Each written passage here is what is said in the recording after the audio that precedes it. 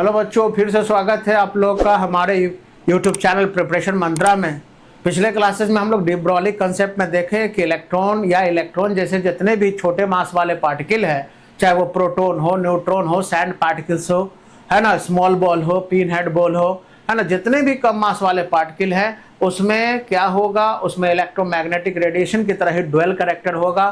क्या चीज का, एक पार्टिकल का और एक वेव का। और अगर ड्वेल करेक्टर होगा तो उसमें का वेवलेंथ कैसे निकालेंगे, लैम्डा बराबर h/mv या लैम्डा बराबर h/p करके। ठीक है, अब उस कंसेप्ट में थोड़ा सा मॉडिफिकेशन किया गया है कि और इसमें क्या किया जा सकता है। तो दो साइंटिस्ट डेविसन और जर्मर साहब ने डी ब्रॉली कंसेप्ट को थोड़ा मॉडिफाई किया है ताकि और उसको हम लोग कैसे कर सके। ठीक है, तो हम लोग जानते हैं कि अगर मान लो कि काइनेटिक एनर्जी को, ठीक है, अगर हम लोग जानते हैं कि अगर काइनेटिक एनर्जी को इलेक्ट्रॉन या चूंकि अगर कोई भी पार्टिकल मूविंग पार्टिकल है, क्योंकि मूविंग पार्टिकल की यहाँ बात हो रही है, तो अगर वो पार्टिकल, क्योंकि पार्टिकल अगर रेस्ट वाले की ये फॉर्मूला यूज नहीं करेंगे, हम लोग मूविंग पार्टिकल की बात करेंगे जिसमें वेलोसिटी होगा। ठीक है, तो अगर कोई पार्टिकल मूविंग है तो मूविंग पार्टिकल में काइनेटिक एनर्जी होगा, मास है ही, वेलोसिटी है ही। तो अगर काइनेटिक एनर्जी को अगर हम लोग ई से रिप्रेजेंट करें तो हम लोग जानते हैं काइनेटिक एनर्जी कैसे होगा, काइनेटिक एनर्जी कैसे निकलता है किसी भी मूविंग पार्टिकल का, हाफ एम बी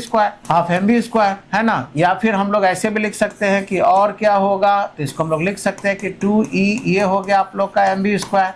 दोनों तरफ अगर मान लो कि मास से अगर हम लोग मल्टीप्लाई करें, है ना, multiplying both sides by mass m से, तो ऐसे केस में क्या हो जाएगा, दोनों तरफ अगर मल्टीप्लाई करें तो ये हो गया 2 इंटू ई इंटू एम, और इधर हो गया m से मल्टीप्लाई किए तो ये हो गया m स्क्वायर v स्क्वायर। ठीक है, या फिर हम लोग लिख सकते हैं कि mv, है ना, इसको इस तरफ ले आए। ठीक है, तो mv स्क्वायर ये बराबर क्या हो जाएगा 2 इंटू ई इंटू एम। ठीक है, या यहाँ पे स्क्वायर अगर हटाएं हम लोग, है ना, तो ये अंडर रूट चला जाएगा और क्या हो जाएगा mv ये बराबर हो जाएगा √2 इंटू ई इंटू बोलो क्या m हो जाएगा। ठीक है, तो यहाँ पे हम लोग जानते हैं, इसको इक्वेशन 1 मान लें, तो हम लोग जानते हैं कि लैम्डा का वैल्यू जो होता है वो किसके बराबर होता है, h/mv के, है ना। या मोमेंटम जो होता है वो आप लोग का m इंटू v को ही मोमेंटम कहते हैं। तो यहाँ पे मोमेंटम का वैल्यू आ गया √2 इंटू ई इंटू एम। अब इस वैल्यू को इसमें प्लेस कर दें। ठीक है, तो हम लोग इसमें mv का वैल्यू प्लेस कर देंगे, putting the value of mv, putting the value of mv from equation 1 क्या हो जाएगा आप लोग का लैम्डा ये किसके बराबर हो जाएगा, h/mv के जगह हम लोग क्या यूज करेंगे, √2 इंटू ई इंटू एम। ठीक है, तो ये हमारा एक फॉर्मूला तैयार हो गया कि लैम्डा जो है वो किसके बराबर हो जाएगा, h/√2 into E into M, जहाँ E हो गया kinetic energy, m mass of particle हो गया, h प्लैंक्स कांस्टेंट हो गया, लैम्डा हो गया, यानी काइनेटिक एनर्जी के भी इनवर्सली प्रोपोर्शनल होगा आप लोग का वेवलेंथ। ठीक है, तो आराम से इस फार्मूला से हम लोग कहीं भी क्वेश्चन में काइनेटिक एनर्जी अगर दिया रहेगा तो आप इस फार्मूला से इसको क्या कर सकते हो, बना सकते हो प्यारे बच्चों। ठीक है, तो अगर किसी क्वेश्चन में काइनेटिक एनर्जी अगर दिया रहे, उससे सवाल रहेगा, तो आप आराम से इस फार्मूला से, काइनेटिक एनर्जी मास दिया रहेगा तो आराम से हम लोग ये फार्मूला से हम लोग आगे उसको निकाल सकते हैं। ठीक है, या सिर्फ मोमेंटम अगर पूछेगा तो मोमेंटम निकालो, काइनेटिक एनर्जी मास दिया हुआ है तो मोमेंटम भी आप लोग निकाल सकते हैं।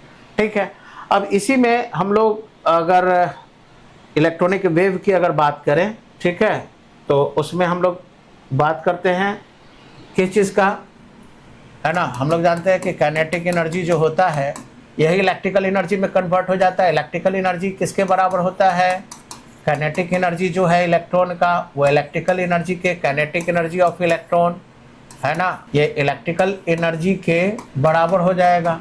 और इलेक्ट्रिकल एनर्जी कैसे निकलेगा, तो इलेक्ट्रिकल एनर्जी निकलता है चार्ज इंटू पोटेंशियल डिफरेंस यानी E इंटू वी।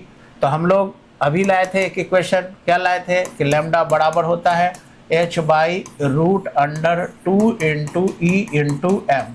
ठीक है, ये फॉर्मूला लाए थे। तो E के जगह आप लोग कहीं अगर ये पता है आप लोग का V हो गया पोटेंशियल डिफरेंस, E हो गया चार्ज, तो यहाँ पे आप लोग का अगर किसी क्वेश्चन में पोटेंशियल डिफरेंस चार्ज वगैरह दिया हुआ है ना, या इलेक्ट्रॉन वोल्ट में दिया हुआ है तो आप आराम से लिख सकते हो। तो हम लोग इस यहाँ से इसको रिप्लेस कर देंगे, लैम्डा बराबर क्या हो जाएगा h/√2 into E V into क्या एम। ठीक है, जहाँ पे ये आप लोग का इलेक्ट्रिकल एनर्जी के बराबर हो गया। V हो गया आप लोग का वोल्ट, है ना, ये हो गया आप लोग का चार्ज, हो गया आप लोग का मास हो गया। तो आराम से इस फार्मूला के मदद से हम लोग क्या कर सकते हैं, इससे रिलेटेड सवाल आसानी से बना सकते हैं प्यारे बच्चों। ठीक है, तो काइनेटिक एनर्जी दिया रहेगा तो आप ये फार्मूला यूज कर लोगे। ठीक है, अगर मान लो कि काइनेटिक एनर्जी नहीं दे करके इलेक्ट्रिकल एनर्जी के फॉर्म में अगर कोई वैल्यू दिया हुआ है, चार्ज पोटेंशियल डिफरेंस से रिलेटेड है, तो आप ये वाला फार्मूला यूज कर सकते हो। ठीक है, तो यहाँ पे ये V जो हो गया वो वोल्ट हो गया आप लोग का, पोटेंशियल डिफरेंस हो गया। तो यहाँ पे कहा गया कि अगर किसी इलेक्ट्रॉन को एक्सेलरेट किया जाए, है ना, अगर मान लो कि E चार्ज वाले इलेक्ट्रॉन को एक्सेलरेट किया जाए पोटेंशियल डिफरेंस 1 वोल्ट पे, तो इलेक्ट्रिकल एनर्जी ही आप लोग का क्या होगा, वो काइनेटिक एनर्जी के बराबर हो जाएगा। और काइनेटिक एनर्जी की जगह हम लोग EV को रख सकते हैं। ठीक है, चलिए, तो इसमें और हम लोग क्या क्या मॉडिफाई कर सकते हैं और क्या क्या देख सकते हैं, है ना, एंगुलर मोमेंटम भी कैलकुलेट कर सकते हैं। तो कैलकुलेट, है ना, एंगुलर मोमेंटम ऑफ इलेक्ट्रॉन। कैसे निकालोगे एंगुलर मोमेंटम, तो हम लोग जानते हैं कि इलेक्ट्रॉनिक वेव के बारे में हम लोग जानते हैं कि नंबर ऑफ वेव कैसे निकलेगा। तो नंबर ऑफ वेव निकालने के लिए क्या करेंगे, वेवलेंथ बाई सरकमफ्रेंस, यानी क्या हो जाएगा 2πr। नंबर ऑफ वेव को किस चीज़ से रिप्रेजेंट करेंगे, n से, ये क्या हो जाएगा लैम्डा बाई हो जाएगा हमारा 2πr, है ना। या फिर हम लोग आगे बढ़े, n चूँकि हम लोग जानते हैं अभी पढ़े थे कि लैम्डा का वैल्यू किसके बराबर होता है, h/mv के। तो इस वैल्यू को अगर हम प्लेस कर दें तो इस लैम्डा का जगह हो जाएगा h, और यहाँ हो जाएगा 2πr इंटू mv हो जाएगा।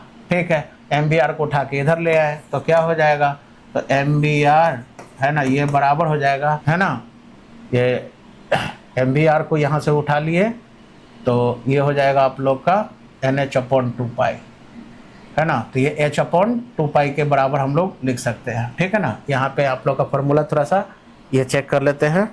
ठीक है, ये हम लोग का सरकमफ्रेंस बाई वेवलेंथ हो जाएगा। ठीक है, नंबर ऑफ वेव कैसे निकलेगा, नंबर ऑफ वेव हो जाएगा आप लोग का सरकमफ्रेंस और बाई वेवलेंथ। ठीक है, तो सरकमफ्रेंस कितना हो गया आप लोग का, है ना, सरकमफ्रेंस हो गया आप लोग का कितना, सरकमफ्रेंस हो गया 2πr।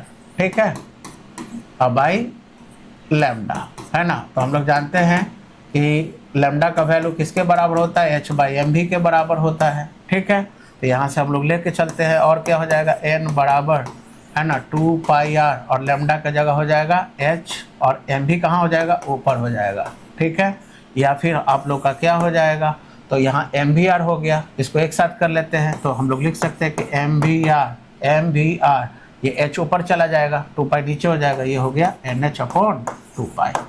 ठीक है, तो हम लोग कह सकते हैं कि यही mvr एंगुलर मोमेंटम है। एंगुलर मोमेंटम कैसे निकलेगा, NH/2π के।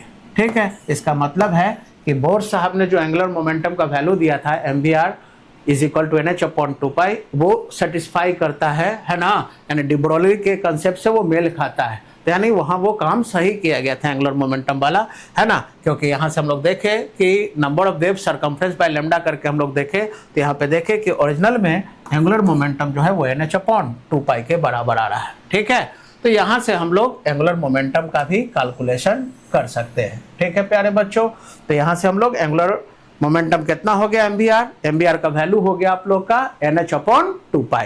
ठीक है, इसमें और क्या काम किया जा सकता है, आप लोग को बताए थे कि वेव अगर फेज में हो, है ना, वेव अगर सेम फेज में हो, है ना, तो सेम फेज का मतलब क्या होता है, जैसे न्यूक्लियस के चारों तरफ आप लोग का इलेक्ट्रॉन जो है वो अगर मान लो किसी ऑर्बिट में मूव कर रहा है और फेज ब्रेक नहीं करे, ठीक है, यानी एक इलेक्ट्रॉनिक वेव की तरह ये मूव कर रहा हो।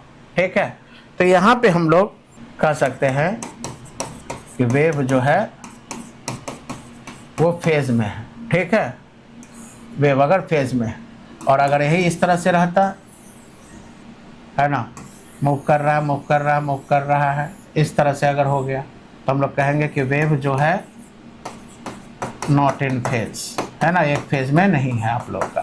तो अगर वेव फेज में रहे, ठीक है, तो वेव अगर फेज में रहे तो वैसे केस में हम लोग जानते हैं कि क्या करेंगे, है ना, नंबर ऑफ वेव, है ना, कितना वेव बनेगा, तो नंबर ऑफ वेव कैसे निकालेंगे, अभी हम लोग देखे थे। नंबर ऑफ वेव निकालने का तरीका क्या है, सरकमफ्रेंस और बाई वेवलेंथ हम लोग यूज़ करेंगे। ठीक है, तो नंबर ऑफ वेव कैसे निकलेगा, सरकमफ्रेंस बाय लैम्डा हम लोग का, है ना। या फिर नंबर ऑफ वेव कैसे निकालेंगे हम लोग, तो नंबर ऑफ वेव, है ना, सरकमफ्रेंस कितना हो जाएगा आप लोग का 2πr, और बाई आप लोग का नीचे क्या है आप लोग का लैम्डा हो गया आप लोग का। तो हम लोग जानते हैं कि 2πr और बाई लैम्डा हो गया। एंगुलर मोमेंटम की अगर हम लोग बात करें तो लैम्डा का वैल्यू पहले यहाँ पे रख दे, तो नंबर ऑफ वेव कितना हो जाएगा, तो ये हो गया 2πr और लैम्डा का वैल्यू हो गया h/mv, h और mv ऊपर जाएगा, तो mv कितना हो गया आप लोग का, ये mvr हो गया, है ना। और 2π अगर h का वैल्यू अगर हम रख दें है ये mvr का, तो हम लोग जानते हैं कि mvr का वैल्यू कितना होगा, nh/2π हो जाएगा, है ना। क्यों, क्योंकि हम लोग जानते हैं कि mvr का वैल्यू nh/2π के बराबर होता है, ठीक है, ये हम लोग जानते हैं। तो यहाँ से क्या हो जाएगा, h से h कैंसिल हो जाएगा, 2π से 2π कैंसिल हो जाएगा, यानी किसके बराबर होगा, n के। तो नंबर ऑफ वेव किसके बराबर होगा, नंबर ऑफ वेव हम लोग नंबर ऑफ ऑर्बिट के बराबर होगा। Number of wave is equal to किसके, नंबर ऑफ ऑर्बिट, यानी जितना ऑर्बिट होगा उतना ही बनेगा आप लोग का क्या, वेव। वेव अगर सेम फेज में होगा तब, ठीक है। तो इससे सवाल रहता है कि बताओ सेकंड ऑर्बिट में इलेक्ट्रॉन कितना वेव बनाएगा या थर्ड ऑर्बिट पे इलेक्ट्रॉन कितना वेव बनाएगा। तो आप लोग देखें कि कितना वेव बनेगा वो इस बात पर डिपेंड करेगा कि कौन सा ऑर्बिट है, जितना ऑर्बिट होगा उतना ही वेव बनेगा, ठीक है। तो आशा करते हैं कि बच्चों आप लोगों को समझ में आ गया होगा। तो इसी तरह के वीडियो के लिए बने रहिए हमारे चैनल प्रिपरेशन मंत्रा के साथ।